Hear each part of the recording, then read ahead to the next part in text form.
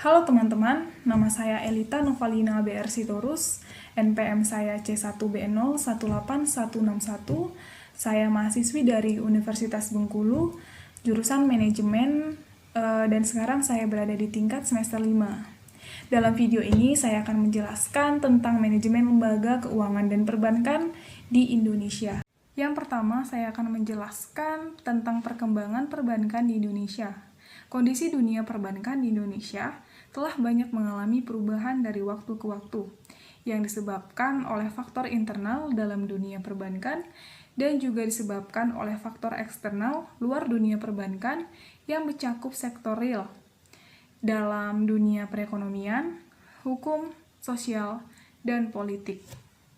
Adapun tahap yang pertama dari perkembangan perbankan di Indonesia itu yang pertama adalah kebijakan perbankan Indonesia sebelum serangkaian paket-paket deregulasi di sekitar real dan moneter yang dimulai sejak tahun 1990-an. Deregulasi adalah aturan atau sistem, tindakan atau proses menghilangkan, meniadakan segala aturan deregulasi yang merujuk pada kebijakan pemerintah.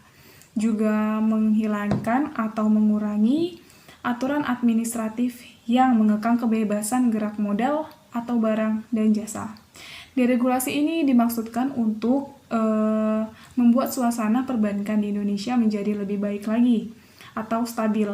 Maka dibuatlah kebijakan-kebijakan yang mengatur tentang perbankan di Indonesia yang pada tanggal 1 Juni 1983 sampai 27 Oktober 1988 yang memberikan kebebasan kepada bank-bank untuk menentukan suku bunganya. Sistem perkembangan perbankan di Indonesia yang kedua adalah kondisi sebelum deregulasi. Perbankan masa ini sangat dipengaruhi oleh berbagai kepentingan politik dan ekonomi dari pengusaha, yang di dalam hal ini adalah pemerintah. Fungsi utama perbankan pada masa setelah deregulasi sampai dengan sebelum adanya deregulasi tidak banyak mengalami perubahan. Dengan demikian, fungsi utamanya adalah sebagai berikut. Yang pertama, memobilitaskan dana dari investor untuk membiayai kebutuhan dana investasi dan modal kerja perusahaan-perusahaan besar. Yang kedua, memberikan jasa-jasa kepada perusahaan-perusahaan besar. Yang ketiga, mengadministrasikan anggaran pemerintah untuk membiayai kegiatan pemerintah.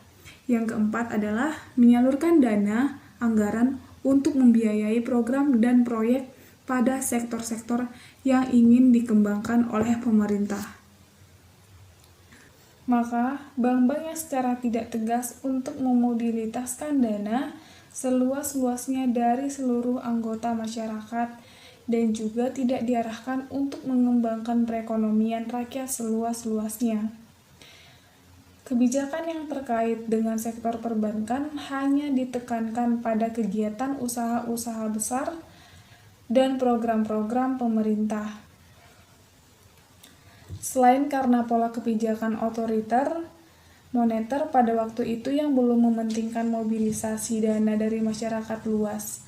Keadaan ini juga disebabkan oleh belum adanya perangkat peraturan dan perundangan-undangan yang secara khusus mengatur dunia perbankan. Sistem perkembangan perbankan di Indonesia yang ketiga adalah perkembangan perbankan di Indonesia kondisi sesudah deregulasi. Tingkat inflasi yang tinggi serta kondisi makroekonomi secara umum yang tidak bagus terjadi bersamaan dengan kondisi perbankan yang tidak dapat memobilisasikan dana dengan baik.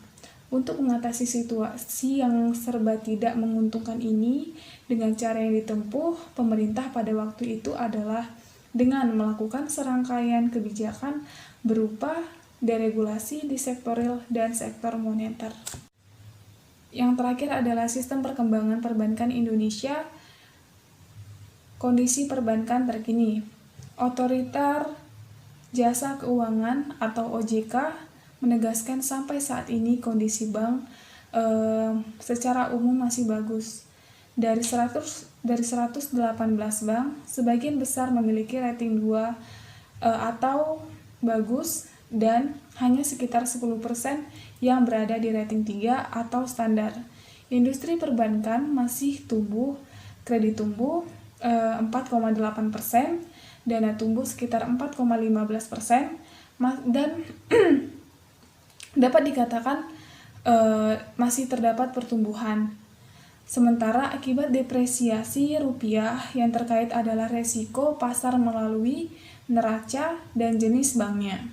Secara regulasi, falas maksimal 20% dari modal. Saat ini, secara industri, posisi devisa neto PDN masih sekitar 5%.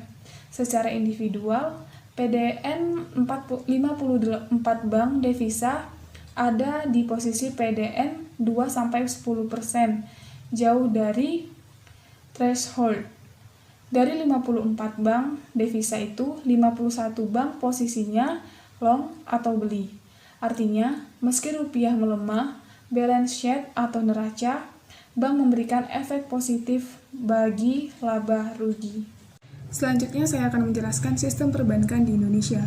Sistem perbankan Indonesia adalah sebuah tata cara, aturan, pola bagaimana sebuah sistem perbankan atau bank-bank yang ada menjalankan usahanya sesuai dengan ketentuan atau sistem yang dibuat oleh pemerintah.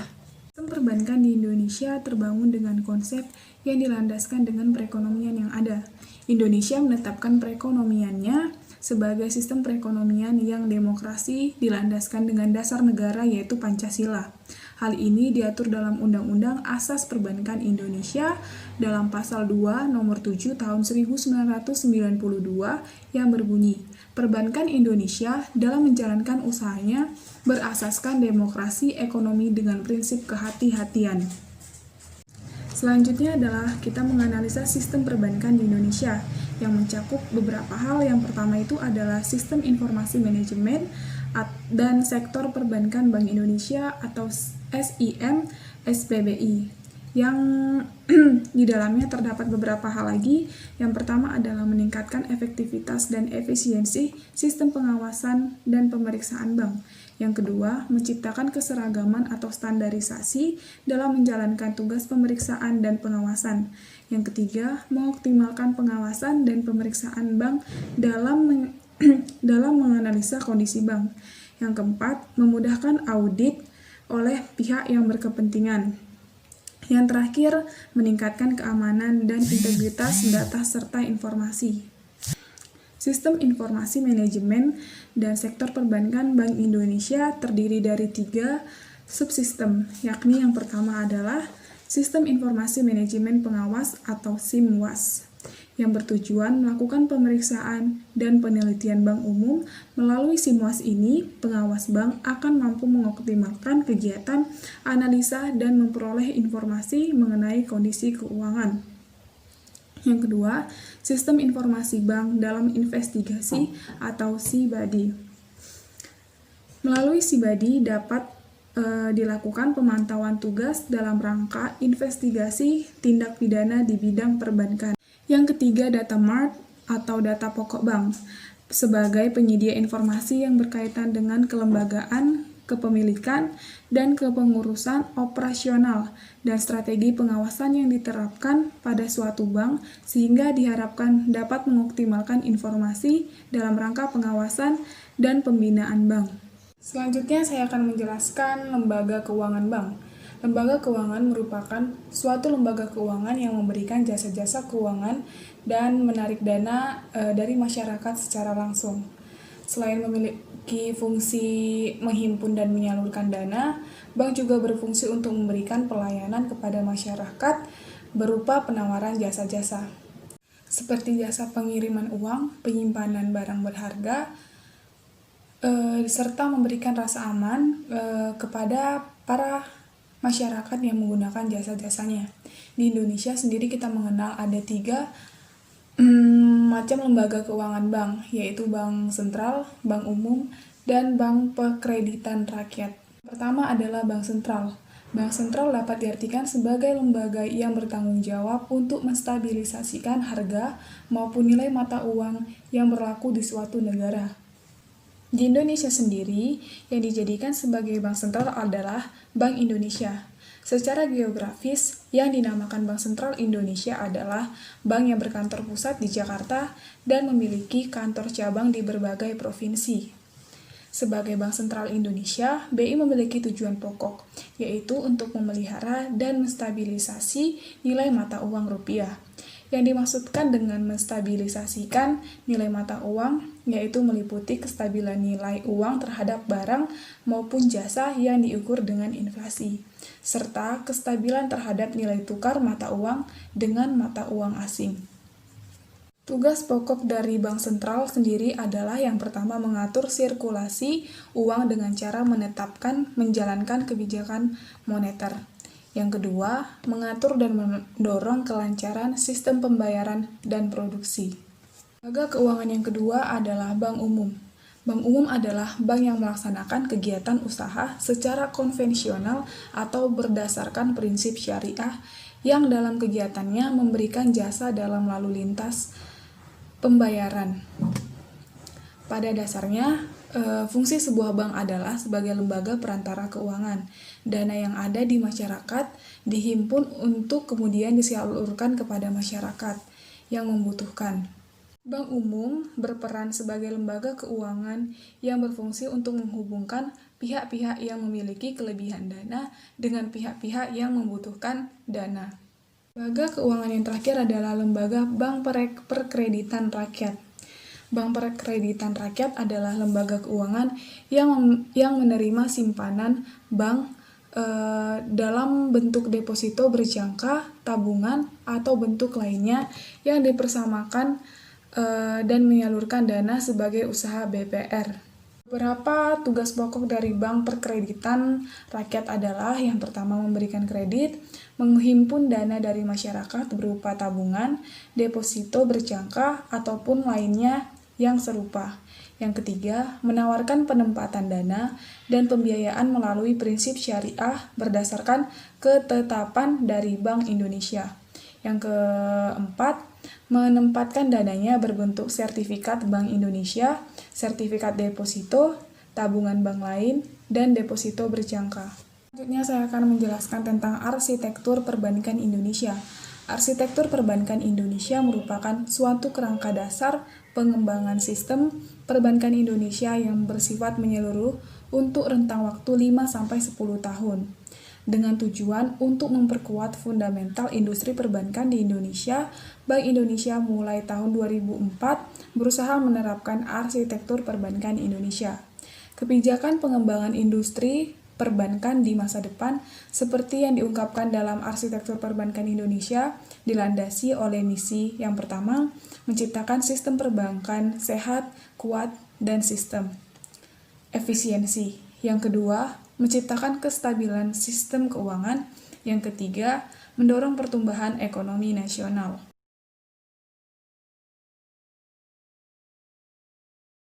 Pun 6 pilar dari visi arsitektur perbankan Indonesia adalah menciptakan struktur domestik yang sehat yang mampu memenuhi kebutuhan masyarakat dan mendorong pembangunan ekonomi nasional yang berkesinambungan. Yang kedua, menciptakan sistem pengaturan dalam pengawasan bank yang efektif dan mengacu pada standar internasional. Yang ketiga, menciptakan industri perbankan yang kuat dan memiliki daya saing yang tinggi untuk serta memiliki ketahanan dalam menghadapi risiko. Yang keempat, menciptakan good corporate governance dalam rangka memperkuat kondisi internal perbankan nasional. Yang kelima, mewujudkan infrastruktur yang lengkap untuk mendukung terciptanya industri perbankan yang sehat. Yang terakhir, yang keenam, mewujudkan pemberdayaan dan perlindungan konsumen dari perbankan. Program dari kegiatan arsitektur perbankan Indonesia yang pertama adalah program penguatan struktur perbankan nasional. Yang kedua, program peningkatan kualitas pengaturan perbankan. Yang ketiga, program peningkatan fungsi pengawasan. Yang keempat, program peningkatan kualitas manajemen dan operasional perbankan. Yang kelima, program pengembangan infrastruktur perbankan. Yang terakhir, program peningkatan perlindungan nasabah. Sekian dari materi yang saya sampaikan, semoga bermanfaat. Terima kasih. Berikut adalah sumber referensi dari materi yang saya sampaikan.